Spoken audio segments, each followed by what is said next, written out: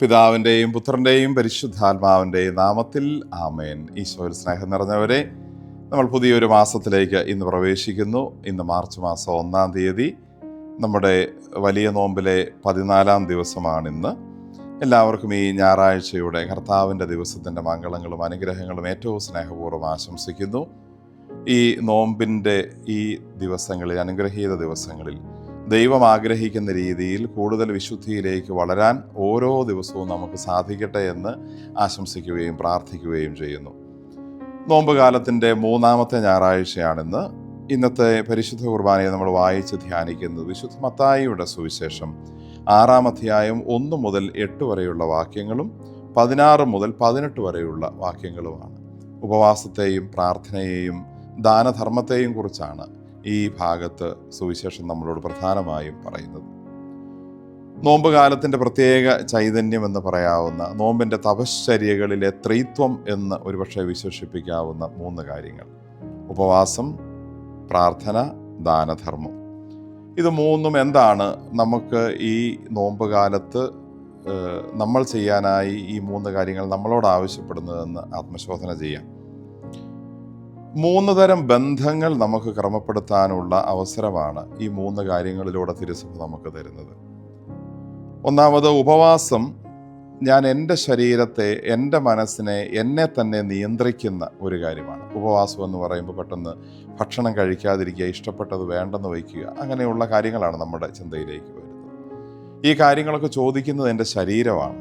എൻ്റെ ശരീരത്തിൻ്റെ, എൻ്റെ ജഡത്തിൻ്റെ, ഈ ലോകത്തിൻ്റെ ആഗ്രഹങ്ങൾ ഞാൻ വേണ്ട എന്ന് വയ്ക്കുന്നു. അത് ഭക്ഷണ സാധനം മാത്രമല്ല, ഒരു പക്ഷേ എൻ്റെ കണ്ണുകൾ കാണാൻ ആഗ്രഹിക്കുന്ന കാര്യങ്ങൾ, ചെവികൾ കേൾക്കാൻ ആഗ്രഹിക്കുന്ന കാര്യങ്ങൾ, എൻ്റെ കൈകൾ ചെയ്യാൻ ആഗ്രഹിക്കുന്ന കാര്യങ്ങൾ, എൻ്റെ കാലുകൾ പോകാൻ ആഗ്രഹിക്കുന്ന സ്ഥലങ്ങൾ, അതൊക്കെ വേണ്ട എന്ന് വെച്ച് ഞാൻ ഉപവാസം എടുക്കുമ്പോൾ എൻ്റെ ശരീരത്തെ, എൻ്റെ മനസ്സിനെ നിയന്ത്രിക്കുകയാണ്, എൻ്റെ ആത്മാവിനെ നിയന്ത്രിക്കുകയാണ്. എനിക്ക് ചേരാത്തത്, ഈശോയുടെ വിശുദ്ധിക്ക് ചേരാത്തതൊക്കെ എൻ്റെ ശരീരത്തിൽ, എൻ്റെ ജീവിതത്തിൽ നിന്ന് ഞാൻ നിയന്ത്രിക്കുന്നതിനെയാണ് ഉപവാസം എന്ന് പറയുന്നത്. ഉപവാസത്തിലൂടെ ഞാൻ എന്നോട് തന്നെയുള്ള, എൻ്റെ ഹൃദയത്തോട് തന്നെയുള്ള ഒരു ബന്ധമാണ് ശരിയാക്കുന്നത്. രണ്ടാമത്തേത് പ്രാർത്ഥനയാണ്. പ്രാർത്ഥന ദൈവത്തോടുള്ള എൻ്റെ ബന്ധം ശരിയാക്കുന്ന കാര്യമാണ്. പ്രാർത്ഥന കുറഞ്ഞു പോയിരുന്നെങ്കിൽ, പ്രാർത്ഥനയ്ക്ക് ഇഷ്ടക്കേട് വിചാരിച്ചിരുന്നെങ്കിൽ, അതെല്ലാം മാറ്റി ദൈവത്തോട് കൂടുതൽ പ്രാർത്ഥന വഴി അടുക്കാനാണ് ഈ നോമ്പ് കാലത്ത് ശ്രമിക്കുന്നത്. അതുകൊണ്ട് തന്നെ പ്രാർത്ഥന, ദൈവത്തോടുള്ള എൻ്റെ ബന്ധം, ദൈവത്തോടുള്ള സംസാരമാണല്ലോ പ്രാർത്ഥന. ആളുകളോട് സംസാരിക്കുമ്പോഴും ദൈവത്തോട് എൻ്റെ സംസാരം മുടങ്ങിപ്പോയിരുന്നു എങ്കിൽ, ദൈവത്തോട് സംസാരിച്ച് ആ ബന്ധം കൂടുതൽ സുഗമമാക്കുന്നതും കൂടുതൽ ഹൃദയങ്ങൾ ദൈവവുമായിട്ട് അടുക്കുന്നതിനുമുള്ള അവസരമാണ് ഈ നോമ്പ് കാലം. മൂന്നാമത്തേത് ദാനധർമ്മമാണ്. ദാനധർമ്മത്തിൽ എന്നെ തന്നെ ശരിയാക്കിയ ഞാൻ, ദൈവത്തോട് ബന്ധം പുനഃസ്ഥാപിച്ച ഞാൻ, ദാനധർമ്മത്തിലൂടെ ചെയ്യുന്ന എൻ്റെ സഹോദരങ്ങളോടുള്ള ബന്ധം ശരിയാക്കുകയാണ്. അവരെക്കുറിച്ച് ചിന്തിക്കുന്നു. ഞാൻ അവരെക്കുറിച്ച് ചിന്തിക്കുക മാത്രമല്ല, അവർക്ക് വേണ്ടത്, എന്നെക്കൊണ്ട് ചെയ്യാൻ പറ്റുന്നത് ചെയ്യുന്നു, കൊടുക്കുന്നു എന്നുള്ളതാണ് ദാനധർമ്മത്തിൻ്റെ അർത്ഥം. അപ്പോൾ സഹോദരങ്ങളോടുള്ള ബന്ധം ശരിയാക്കുന്ന ഭാഗമാണ് ദാനധർമ്മത്തിലൂടെ നമ്മൾ കാണുന്നത്. ഉപവാസത്തിലൂടെ എന്നോട് തന്നെ ഞാൻ ഐക്യത്തിലാവുന്നു, എന്നെ തന്നെ ക്രമപ്പെടുത്തുന്നു. പ്രാർത്ഥന വഴി ദൈവവുമായുള്ള എൻ്റെ ബന്ധം കൂടുതൽ മെച്ചപ്പെടുത്തുകയും ക്രമപ്പെടുത്തുകയും ചെയ്യുന്നു.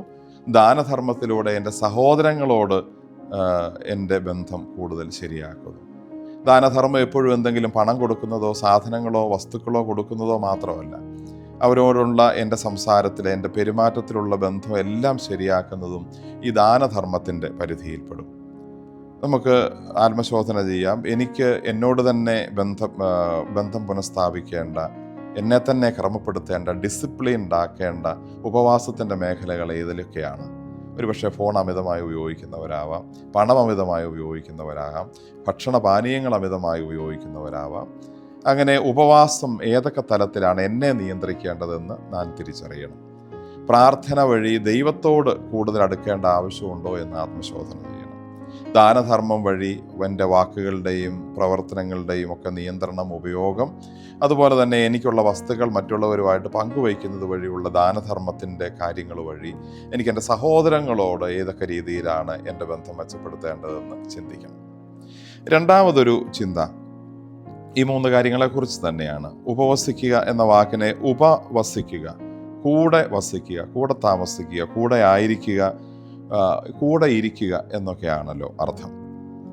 നമുക്ക് ഉപവാസം എന്ന് പറയുമ്പോൾ ഭക്ഷണം വേണ്ട എന്ന് വെക്കുന്നു. ശരീരത്തിൻ്റെ ഏറ്റവും പ്രാഥമികമായ വിശപ്പെന്നൊരാവശ്യത്തെ വേണ്ട അല്ലെങ്കിൽ അവഗണിച്ച് അതിനേക്കാൾ വലുതായ ദൈവത്തെ കൂടുതൽ ഗൗരവമായി ഉപവാസത്തിൽ ഞാൻ പരിഗണിക്കുന്നു എന്ന് എന്നോട് തന്നെ ഞാൻ പറയുന്നതാണ് ഉപവാസത്തിൻ്റെ ഒരു കാര്യം. അത് ദൈവത്തിൻ്റെ കൂടെ ഇരിക്കാൻ വേണ്ടി ലോകത്തിൻ്റെ സുഖങ്ങളും സന്തോഷങ്ങളും വേണ്ടെന്ന് വയ്ക്കുകയാണ്. ഉപവസിക്കുമ്പോൾ കൂടെ വസിക്കുമ്പോൾ ദൈവത്തിൻ്റെ കൂടെ മാത്രമല്ല, നമ്മുടെ സഹോദരങ്ങളിൽ നിന്ന്, കുടുംബക്കാരിൽ നിന്നൊക്കെ അകന്നു പോയിട്ടുണ്ടെങ്കിൽ അവരുടെയും ഒപ്പം ഇരിക്കാനുള്ള, അവരുടെയും കൂടെ ഇരിക്കാനുള്ള സമയം കൂടിയാണ് ഉപവാസത്തിൻ്റെ കാലം എന്ന് നമുക്ക് മറക്കാതിരിക്കാം.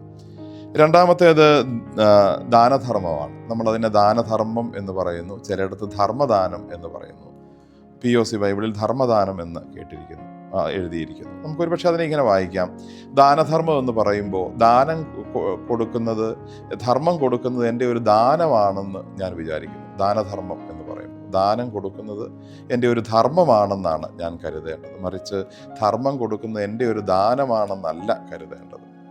ദാനം ചെയ്യുന്നത് എൻ്റെ ഒരു ധർമ്മമാണ് എന്ന് തിരിച്ചറിയാൻ പറ്റുകയാണ് ഈ നോമ്പ് കാലത്തിൽ ചെയ്യേണ്ടത്. ധർമ്മം എൻ്റെ ഒരു ഔദാര്യത്തിൽ നിന്ന് ദാനം ചെയ്യുന്നതാണ് എന്ന ലാഘവ ചിന്ത മാറ്റി ദാനം ചെയ്യുക എൻ്റെ ധർമ്മമാണ് എന്ന ഒരു ബോധ്യത്തിലേക്ക് ധർമ്മദാനവും ദാനധർമ്മവും തമ്മിൽ നമ്മൾ തിരിച്ചറിയേണ്ടതുണ്ട്. മൂന്നാമത്തേത് പ്രാർത്ഥനയാണ്. പ്രാർത്ഥനകൾ പലപ്പോഴും നമ്മൾ ദൈവത്തിൻ്റെ മുമ്പിൽ ദൈവത്തെ കേൾക്കുന്നതിന് പകരം, ദൈവത്തിൻ്റെ മുമ്പിൽ സ്വസ്ഥമായിരിക്കുന്നതിന് പകരം നമ്മുടെ ഡിമാൻഡുകൾ ദൈവത്തിൻ്റെ മുമ്പിലേക്ക് ചൊരിയുന്ന കാര്യമായിട്ട് നമ്മുടെ പ്രാർത്ഥനകൾ മാറിയിട്ടുണ്ട്. എനിക്ക് ഇന്നത് വേണം, ഇന്ന കാര്യങ്ങൾ സാധിക്കണം, എൻ്റെ ആഗ്രഹങ്ങൾ നടക്കണം. ദൈവത്തിൻ്റെ അടുത്തേക്ക് നമ്മുടെ ഡിമാൻഡുകൾ വയ്ക്കുന്ന കാര്യമായി നമ്മുടെ പ്രാർത്ഥന മാറിപ്പോയിട്ടുണ്ടെങ്കിൽ ഇനി ദൈവം പറയുന്നത് സ്വസ്ഥമായിരുന്ന് കേൾക്കാനുള്ള, ദൈവത്തിൻ്റെ ഇഷ്ടം, ഞാൻ പറയാനുള്ളതും പ്രാർത്ഥിക്കാനുള്ളതും ഒക്കെ പ്രാർത്ഥിച്ചിട്ടും എന്താണോ ദൈവം എന്നിൽ നടക്കാൻ ആഗ്രഹിക്കുന്നത് അത് നടക്കട്ടെ എന്ന് പറഞ്ഞ് ദൈവത്തിൻ്റെ മുമ്പിലേക്ക് വിട്ടുകൊടുക്കാൻ കാണിക്കുന്ന മനസ്സാകട്ടെ ഇനി മുതൽ നമ്മുടെ പ്രാർത്ഥന. ഈശോ തന്നെയാണ് അതിൻ്റെ ഏറ്റവും നല്ല ഉദാഹരണം. ഗത്സമനിയിൽ ഈശോ രക്തം വിയർത്ത് പ്രാർത്ഥിക്കുമ്പോൾ ഈശോയിലെ മനുഷ്യപ്രകൃതി പ്രാർത്ഥിച്ചു, കഴിയുമെങ്കിൽ ഈ പാനപാത്രം എന്നിൽ നിന്ന് മാറിപ്പോകട്ടെ. ഉടനെ ഈശോയിലെ ദൈവിക പ്രകൃതി അതിനെ തിരുത്തി, അത് പറഞ്ഞു, എങ്കിലും എൻ്റെ ഇഷ്ടമല്ല, അങ്ങയുടെ ഇഷ്ടം നിറവേറട്ടെ.